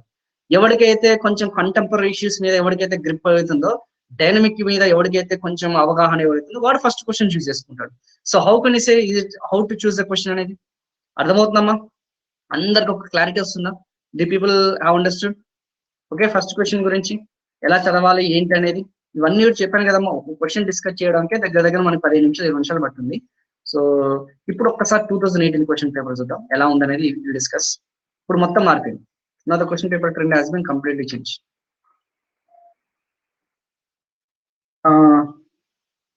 ఎస్, సేమ్ క్వశ్చన్ అమ్మా. అసలు ఎంత తేడాగా ఉంది చూడండి. నాకు తెలిసి అప్పటికి ఇప్పటికి పేరు క్వశ్చన్ మారలేదు కానీ ట్రెండ్ ఎలా మారింది చూడండి. Discuss the nature of sectorial contribution of income to national income of India since independence. నేను చెప్పిందంతా ఇదే కాదా? నేను చెప్పిన ఫ్యాక్చువల్ ఫిగర్ అంతా కరెక్టా కాదా? నేను చెప్పిన ఫిగర్స్ అన్ని కరెక్టా కాదా? సేమ్ క్వశ్చన్ అడిగారు చూడండి, మళ్ళీ అదే క్వశ్చన్ రిపీట్ చేశారు. కానీ also examine whether the changes in sectoral contribution national income of India followed Kuznets Clark hypothesis. ఈ కుజినెట్స్ క్లార్క్ హైపోథెసిస్ అనేది ఏంటంటే మనకి తెలియాలి. అది చదవకుండా అంటే ఇదేంటి, దీనికి సంబంధించింది అంటే ఇది గ్రోత్ అండ్ డెవలప్మెంట్ కి సంబంధించింది. ఆ కుజినెట్స్ కర్వ్ అనేది గురించి మనకు తెలియాలి. ఆ కుజినెట్స్ కర్వ్ తెలుసుకున్న తర్వాత నిజంగా దానికి తగ్గట్టుగా ఉందా లేదా, అలా వెళ్తుందా లేదా అనేది మనం డిస్కస్ చేసుకోవాలన్నమాట. మళ్ళీ ఆ కుజినెట్స్ కర్వ్ గురించి మనం ఫస్ట్ బేసిక్స్ తెలుసుకోవాలి, ఫండమెంటల్స్. సార్ మరి కుజినెట్స్ కర్వ్ గురించి ఎక్కడ తెలుస్తుంది అంటే గ్రూప్ 2లో తెలుస్తుంది. సార్ మరి స్టాటిస్టికల్ డాటా అనేది మనకి ఎక్కడ తెలుస్తుంది అంటే గ్రూప్ 2లో తెలుస్తుంది. అందుకే అంటాను, గ్రూప్ 2 ఎవడైతే పర్ఫెక్ట్ గా ప్రిపేర్ అవుతారో ప్రజెంట్ క్వశ్చన్ పేపర్ ట్రెండ్స్ అనేది చాలా చాలా ఈజీగా ఉంటాయని చెప్పేసి అన్నాను. మనకి ముందు బేసిక్స్, ఫండమెంటల్స్, స్టాటిస్టిక్స్, డాటా అవన్నీ కూడా పర్ఫెక్ట్ గా ఉన్నాం అనుకోండి, తర్వాత 2 ఏళ్ళు అయిన తర్వాత, ఒక 3 ఏళ్ళు అయిన తర్వాత, ఒక హయ్యర్ ఒక అనాలిసిస్ వచ్చిన తర్వాత అప్పుడు గ్రూప్ 1 కో లేకపోతే హయ్యర్ యూపీఎస్సీకి వెళ్ళామనుకోండి మనకు కొంచెం ఐడియా ఉంటుంది. చూడండి, what is human development, discuss the important measurement of gross national happiness index అన్నాడు. ఇందాకనేమో హ్యూమన్ డెవలప్మెంట్ కి జాతీయ ఆదాయానికి డిఫరెన్స్ అన్నాడు. ఇప్పుడు లేటెస్ట్ గా చూసుకుంటే గ్రాస్ నేషనల్ హ్యాపీనెస్ ఇండెక్స్ అన్నాడు. గుర్తుందా? లేటెస్ట్ గా చూసుకుంటే ప్రజలు ఎంత సంతోషంగా ఉన్నారు, ఎంత హ్యాపీగా ఉన్నారు, ఎంత గుడ్ గవర్నెన్స్ పాలసీస్ ఏదైతే ఉన్నాయో. ఓకేనమ్మా? జిగ్మే సిగ్మే వాంగ్చుక్ విన్నారా? భూటాన్ రాజు మొట్టమొదటిసారిగా 1970s లో జిగ్మే సిగ్మే వాంగ్చుక్, జిగ్మే సిగ్మే అని చెప్పేసి ఆ భూటాన్ రాజు మొట్టమొదటిసారి గ్రాస్ నేషనల్ హ్యాపీనెస్ ఇండెక్స్ ని రూపొందించడం జరిగింది. అది నచ్చి యుఎన్డిపి వాళ్ళు ఎవరైతే ఉన్నారో, కింగ్ ఆఫ్ యుఎన్డిపి వాళ్ళు ఎవరైతున్నారో, యుఎన్ వాళ్ళు ఎవరైతున్నారో వాళ్ళు కూడా గ్రాస్ నేషనల్ హ్యాపీనెస్ ఇండెక్స్ అనేది అఫీషియల్ గా అధికారికంగా తీసుకుంటారమ్మా. ప్రజలు ఎలా సంతోషంగా ఉన్నారు, వాళ్ళకి అన్ని వస్తువులు అందుతున్నాయా లేదా, కరప్షన్ తక్కువగా ఉందా లేదా, ట్రాన్స్పరెంట్ గా ఉందా లేదా, వాళ్ళకి తిండి ఏమంటారు గవర్నమెంట్ పాలసీస్ అనేది ప్రజలకు అనుగుణంగా ఉందా లేదా, ఇవన్నీ కన్సిడర్ చేసి వాడు గ్రాస్ నేషనల్ హ్యాపీనెస్ ఇండెక్స్ అనేది మెన్షన్ చేయడం జరిగింది. Okay, so what is human development అనేది మీ అందరికీ తెలిసిందే కదా. మానవాభివృద్ధి నివేదిక అంటే ఏంటనేది మీ అందరికీ తెలిసింది. చూసారా అప్పటికి ఇప్పటికి క్వశ్చన్ పేపర్ ట్రెండ్స్ అనేది ఎలా అనేది. సో లేటెస్ట్ చూసుకుంటే మ్యానుఫ్యాక్చరింగ్ పాలసీ అమ్మా, ఆల్రెడీ తెలిసింది కదా. నేషనల్ మ్యానుఫ్యాక్చరింగ్ పాలసీ గురించి అడగడం జరిగింది. ఈ ఒకవేళ ఈ లేటెస్ట్ గా అడిగితే మాత్రం ఏమడుతారు, నేషనల్ ఎడ్యుకేషన్ పాలసీ గురించి అడుగుతారు. If is asking present trends లో చూసుకుంటే ఎకానమీలో ఏంటి సార్ మాక్సిమం మనకి ఎక్కువ ఫోకస్ అంటే నేషనల్ ఎడ్యుకేషన్ పాలసీ, జాతీయ విద్యా విధానం గురించి అడిగే ఛాన్సెస్ ఉంది. సో 2017 వచ్చింది కాబట్టి, 18 వచ్చింది కాబట్టి ఆ టైంలో సర్వేస్ బేస్ చేసుకొని కొన్ని క్వశ్చన్స్ అడగడం జరిగింది. వాట్ ఈస్ రిలేటివ్ పావర్టీ, ఇది వెరీ ఈజీ, ఇది చాలా చాలా ఈజీ అమ్మ. వాట్ ఈస్ రిలేటివ్ పావర్టీ, సాపేక్ష పేదరికం అంటే ఏంటి, what are the reasons of its presence in India and explain the Gini coefficient and Lorenz curve methods of measuring relative poverty. Very easy question, ఇది చాలా చాలా ఈజీ. గ్రూప్ 2 లో మొత్తం చెప్పేస్తాను. నెక్స్ట్ October 15th లో మన గ్రూప్ 2 పావర్టీ ఉంది కదా, మ్యాక్సిమం చూడండి అమ్మా. సో మ్యాక్సిమం స్టాటిస్టిక్స్ బేసిక్స్ అనేది ఐడియా ఉంటే ఇవన్నీ కూడా ఈజీగా తెలుసుకోవచ్చు మనం అంతా కూడా.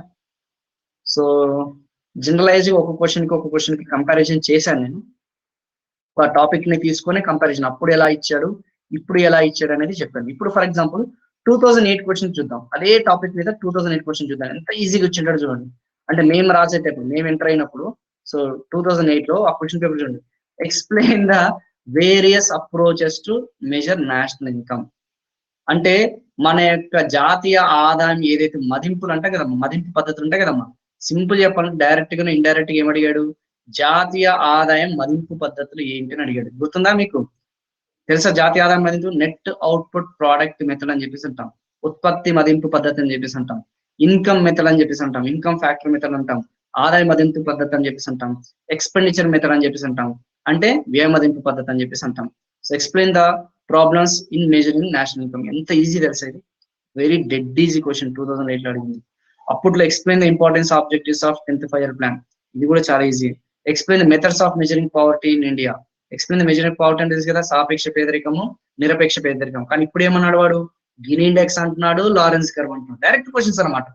కానీ ఇప్పుడు వాడు ఏమంటున్నాడు, కంటెంపరీ తీసుకొని కుజినెట్స్, గిని, లారెన్స్ ఇవన్నీ కూడా growth and development concepts. So statistical part కి డైనమిక్ పార్ట్ కి రిలేట్ చేసుకొని అడుగుతున్నాడు. అప్పట్లో ఏమో డైరెక్ట్ క్వశ్చన్స్ అడిగేది. ఇప్పుడు ఈ ఏ క్వశ్చన్ మీరు ఎవరైతే గ్రూప్ 1 లో ఇప్పుడు అడిగితే మాత్రం గ్రూప్ 2 కూడా రాసేస్తారు. గ్రూప్ 2 ప్రిపేర్ అయినా కానీ రాసేయచ్చు ఈజీగా. అర్థమవుతుంది ఆ క్వశ్చన్ పేపర్ అనాలిసిస్ అనేది అప్పట్లో ఎలా ఉంది ఇప్పట్లో ఎలా ఉంది. Explain the methods of measuring unemployment in India. అసలు ఇదైతే ప్రతి ఒక్క గ్రూప్ నా క్లాస్ విన్న నా క్లాస్ అనే కాదు, ఏ ఎకానమిక్ గ్రూప్ 2 క్లాస్ అయినా కానీ ఇవన్నీ ఈజీగా పెట్టగలుగుతాం. వీళ్ళు యాక్సెప్ట్ ఇట్ ఆర్ నాట్. ఎవడైతే గ్రూప్ 2 ప్రిపేర్ అవుతున్నాడో ఇవన్నీ, అందుకే ఒకప్పుడమ్మా గ్రూప్ 2 ప్రిపేర్ అయితే గ్రూప్ 1 వచ్చేది, గ్రూప్ 2 ప్రిపేర్ అయితే గ్రూప్ 1 వచ్చేది. ఎందుకంటారంటే ఆ పాత పద్ధతుల్లో ఉన్న ఎవడైతే గ్రూప్ 2 ప్రిపేర్ అయ్యాడో వాడు గ్రూప్ 1 రాసేవాడు వచ్చింది, వాళ్ళ మాటలు మీరు పట్టుకొని నమ్మారు. కానీ అప్పటికి ఇప్పటికి చేంజ్ చేసిందంటే అప్పుడు క్వశ్చన్ పేపర్ ట్రెండ్స్ ఉన్నాయి, ఇప్పుడు క్వశ్చన్ పేపర్ ట్రెండ్స్ పేపర్స్ వేరే ఉన్నాయి. ఎప్పుడు గుర్తుపెట్టుకోండి. సో గ్రూప్ 2 ప్రిపేర్ అయితే గ్రూప్ 1 రాదమ్మా, అది వేరు. నక్కకి నాగలోకానికి డిఫరెన్స్ అనేది ఉంది. కానీ గ్రూప్ 1 ప్రిపేర్ అయితే కొంచెం గ్రూప్ 2 వచ్చే అవకాశాలు ఉన్నాయి. కాకపోతే కొంచెం రీజనల్ టాపిక్స్ మీద, రీజనల్ వీటి మీద కొంచెం ఫోకస్ చేసి they might be getting chances. ఇప్పుడు రివర్స్ అయిపోయింది. సింపుల్ చెప్పండి, ఇప్పుడు రివర్స్ అయిపోయింది అనమాట. ఓకేనా. Explain impact of economic reforms in the banking reforms, banking sector. మొన్ననే బ్యాంకింగ్ రిఫార్మ్స్ చెప్పాను, ఎల్పిజి రిఫార్మ్స్ లో, అది రాసేయచ్చు. ఓకే. సో మెజరింగ్ పవర్టీ, ఇది next upcoming session. Objectives of monetary policies, ఎంత సింపుల్ గా ఉన్నాయి చూడమ్మా. Simple questions. మీరందరూ కూడా ఒప్పుకుంటారా లేదా? These are very simple questions అని చెప్పేసి 2018 లో how much simply they have given. చాలా సింపుల్ గా ఇచ్చాడు. ఎవరైతే గ్రూప్ 2 ప్రిపేర్ అయితే వాడు ఈజీగా గెస్ చేయొచ్చు. అప్పుడు ఒక పేపర్ లో 5 క్వశ్చన్లు వచ్చేసింది. అప్పట్లో ఒక పేపర్ లోనే, హాఫ్ పేపర్ లోనే సెక్షన్ 1 కవర్ అయిందంటే అర్థం చేసుకోండి. కానీ ఇప్పుడు చూద్దాం, ఇప్పుడు క్వశ్చన్ పేపర్ అనేది ఎలా ఉందనేది ఒక్కసారి చూద్దాం. చూడండి ఒక్కొక్క క్వశ్చన్ అనేది ఎలా అడుగుతున్నాడు చూడండి. ఎస్, అప్పట్లో direct measurements of national income అన్నాడు, sectoral contribution of national income అన్నాడు. అప్పటికి ఇప్పటికి అంటే సేమ్ క్వశ్చన్ అమ్మా. నేషనల్ ఇన్కమ్ లో నేషనల్ ఇన్కమ్ సార్ ఈ క్వశ్చన్ గ్రూప్ లో చెప్తారంటే ఈ క్వశ్చన్ గ్రూప్ లో చెప్తాను. నేషనల్ ఇన్కమ్ ట్రెండ్స్ లో ఉంటుంది. నా పాత నేషనల్ ఇన్కమ్ చూడండి, నేషనల్ ఇన్కమ్ ట్రెండ్స్ లో ఉంది. సేమ్ నేను చెప్పిన స్టాటిస్టికల్ ఫిగర్స్ అన్ని కూడా గ్రూప్ లో చెప్పాను. సో ఈ కుజినెట్స్ కర్వ్ గురించి గ్రోత్ అండ్ డెవలప్మెంట్ లో మనం చెప్పాల్సి వస్తుంది. అట్లా మనం డీటెయిల్ డిస్కస్ చేద్దాం. ఇవన్నీ కూడా ఎప్పటికప్పుడు కూడా మీ కరెంట్ అఫైర్స్ లో చెప్పడం జరుగుతూనే ఉంది. ఐ కీపింగ్ ఆన్ సేయింగ్, నేను ఎక్కడ కూడా క్వశ్చన్ పేపర్స్ డిస్కస్ చేయట్లేదమ్మా. I'm just analysing the question papers. Clear? ఆ క్వశ్చన్ పేపర్ అనాలిసిస్ మాత్రమే చెప్తున్నాను కానీ అప్పటికి ఇప్పటికి డిఫరెన్స్ ఏంటి అని చెప్పేసి I'm just saying. And upcoming అమ్మా మండే ఎవరైతే ఉన్నారో, మండే కానీ ట్యూస్డే కానీ వెన్స్డే కానీ science and technology current affairs, polity current affairs, economic current affairs, regular current affairs, recent parliament laws, recent తెలంగాణకి సంబంధించిన కానీ ఆంధ్రకి సంబంధించిన కరెంట్ అప్డేట్స్ అన్ని కూడా స్పెషల్ క్లాసెస్ క్రియేట్ చేశాను. సో ఎవరైనా ఒకవేళ ఇంట్రెస్టెడ్ ఉంటే ఆ స్పెషల్ క్లాసెస్ కూడా ఎన్రోల్ చేసుకోండి. కొత్త వాళ్ళు ఎవరైతే ఉన్నారో వాళ్ళు కూడా వాట్ వి కాల్ ఫాలో అవ్వడానికి ట్రై చేయండి. So just I given a brief idea. So చెప్పాను కదా, నెక్స్ట్ వీక్ నుంచి కానీ ఆ నెక్స్ట్ వీక్ నుంచి కానీ ఎలా గ్రూప్ 1 మెయిన్స్ ఇది ఎగ్జామ్ ఉంది అంటున్నారు కదా, ఒక్కొక్క క్వశ్చన్ 2 క్వశ్చన్స్ పర్ సెషన్ అని డిస్కస్ చేసుకొని మనం ట్రై చేద్దాం. ఓకేనమ్మా. సో పాత క్వశ్చన్స్ ఏంటి, కొత్త క్వశ్చన్స్ ఏంటి డిస్కస్ చేద్దాం. Thank you guys. అండ్ కొత్తగా ఈ రోజు ఎవరైతే నా క్లాస్ వింటున్నారో, so if anybody is new, ఒక 5 minutes అనేది స్టే చేయండి, కొంచెం ప్రమోషన్ యాక్టివిటీ. ఎనీబడి న్యూ ఈ రోజే ఉన్న వాళ్ళు ఎవరున్నారా? లేదు సార్ డైరెక్ట్ గా మాకు అకాడమీలో జాయిన్ అవ్వాలి ఇంట్రెస్టెడ్ ఉన్నామన్న వాళ్ళు, మాకంతా తెలుసు అన్న వాళ్ళు, it's a sincere request, try to use my code. లేదు సార్ మాకు అకాడమీ గురించి తెలియదు, ఆ ప్రమోషనల్ యాక్టివిటీ గురించి కొంచెం ఎక్స్ప్లెయిన్ చేయండి, మేము జాయిన్ అవ్వాలనుకుంటున్నాము, గ్రూప్ 1కి జాయిన్ అవ్వాలనుకుంటున్నాము, గ్రూప్ 2కి జాయిన్ అవ్వాలనుకుంటున్నాము అనుకున్న వాళ్ళు మాత్రం you can stay here for 5 minutes. I'll explain the promotion activity. Anyone new comers ఎవరైనా ఉన్నారా? ఈ రోజే వచ్చిన వాళ్ళు, లేదంటే మాకు ఇప్పుడే ఇంట్రెస్టెడ్ ఉందన్న వాళ్ళు? నువ్వనా? ఎనీవన్? ఏం లేదమ్మా, మీరు సబ్స్క్రిప్షన్ తీసుకుంటే మీకు అడ్వాంటేజ్ అని చెప్తాను. ఒక సబ్స్క్రిప్షన్ తీసుకుంటే 1 year కి 7,000 రూపాయలు, యాక్చువల్లీ 7,700 రూపాయలు. బట్ చెప్పాను కదా, నా కోడ్ అనేది యూజ్ చేస్తే మనకి 10% ఆఫ్ అనేది వస్తుంది. For 7,000 rupees you can get. So single subscription multiple courses. 7,000 రూపాయలకి మీరు గ్రూప్ 1 వినండి, గ్రూప్ 2 వినండి, గ్రూప్ 3 వినండి, గ్రూప్ 4 వినండి, గ్రూప్ 5 వినండి, అన్ని వినండి. ఏదైతే అది విఆర్ఓ కానీ, గ్రూప్ 4 కానీ అన్ని. అండ్ మల్టిపుల్ ఫ్యాకల్టీ, నా ఎకానమీ కాకుండా వేరే ఎకానమీ కూడా వినొచ్చు. సో బ్యాచ్ కోర్సెస్ ఉన్నాయి, ఇండివిజువల్ కోర్సెస్ ఉన్నాయి. అండ్ హౌస్ వైఫ్స్ కి అండ్ ఎంప్లాయీస్ కి ఎవరైతే ఉన్నారో వాళ్ళకి చాలా చాలా ఫ్లెక్సిబిలిటీ అనేది ఉంది. సో ఎవరైతే ఇంట్రెస్టెడ్ ఉన్నారో, దేశం మేము ఇంకా కొన్ని క్లాసెస్ వినాలనుకుంటున్నాము అంటే మాత్రం please enrol my upcoming special classes. Follow అవ్వండి ఫస్ట్. కంప్లీట్ గా 100% సిలబస్ ఓరియంటేషన్ మనకు ఉంటుందమ్మా, ప్లస్ క్లాసెస్ అంతా కూడా. So next one is group 1 economy deal చేస్తాను ఫ్యూచర్ లో. అండ్ గ్రూప్ 2 వాళ్ళకి పాలిటీ అండ్ ఎకానమీ డీల్ చేస్తాను. 250 మార్కులు ఫర్ ఏపీ, 200 మార్కులు ఫర్ టిఎస్. సో ఖచ్చితంగా మీకు unlimited access to all courses అనేది ఉంటుంది. స్ట్రక్చర్డ్ గా లైవ్ ఉంటుంది.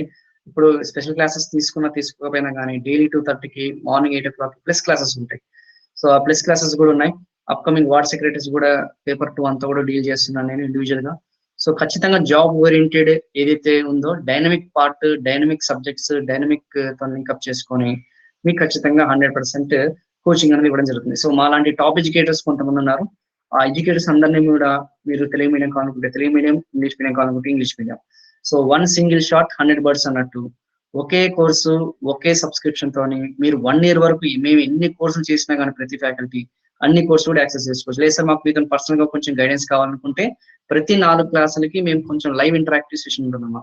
డైరెక్ట్ గా మీతో ఇంటరాక్ట్ అవుతుంటాం. లైవ్ ఇప్పుడు ఎలాగైతే ఇంటరాక్ట్ అవుతున్నామో అలాగే లైవ్ గా డౌట్ క్లియరింగ్ సెషన్స్ తో ఇంటరాక్ట్ అయ్యి మీ డౌట్స్ అన్ని కూడా క్లియర్ చేయడం జరుగుతుంది. మెటీరియల్స్ అనేది సప్లై చేయడం జరుగుతుంది. పర్సనల్ గైడెన్స్ ఇవ్వడం జరుగుతుంది. More over you can study from your home. బయట ఇదే కోచింగ్ వచ్చేసి మనకి 70,000, 80,000, 60,000, 50,000 ఉంటుంది.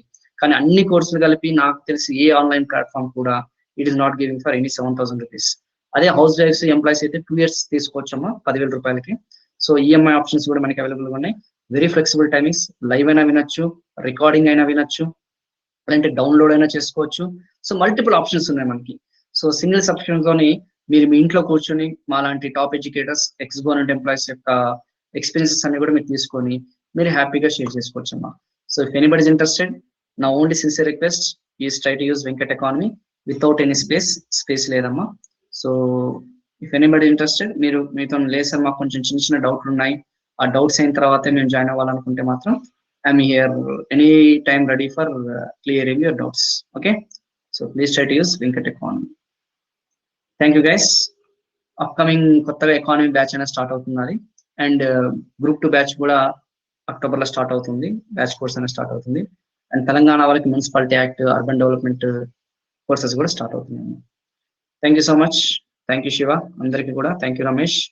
Each and everyone who has listen patiently, very thankful to you. Definite గా మళ్ళీ మనం నెక్స్ట్ గ్రూప్ 1 సెషన్ లో ఒక 2 క్వశ్చన్ డిస్కస్ చేద్దాం. Thank you. By, take care, have a nice day.